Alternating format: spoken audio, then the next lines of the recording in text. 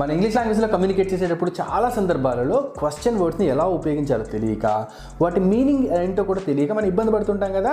ఈరోజు ఈ వీడియో ద్వారా మీకు మన ఇంగ్లీష్ లాంగ్వేజ్లో కమ్యూనికేట్ చేయడానికి ఉపయోగపడేటువంటి క్వశ్చన్ వర్డ్స్, వాటి యొక్క మీనింగ్స్, వాటి యొక్క ఉపయోగాన్ని నేను మీకు చెప్పబోతున్నాను. ఇది పార్ట్ 1 అనమాట.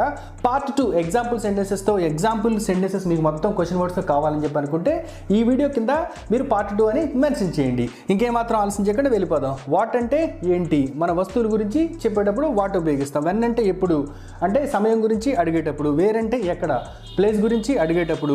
వై అంటే ఎందుకు, కారణం తెలుసుకోవడానికి.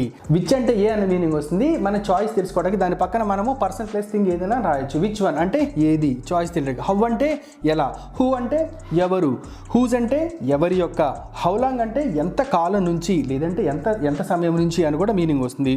ఫర్ హూమ్ అంటే ఎవరి కొరకు, ఎవరికి అన్న మీనింగ్ అనేది వస్తుంది. విత్ హూమ్ అంటే ఎవరితో.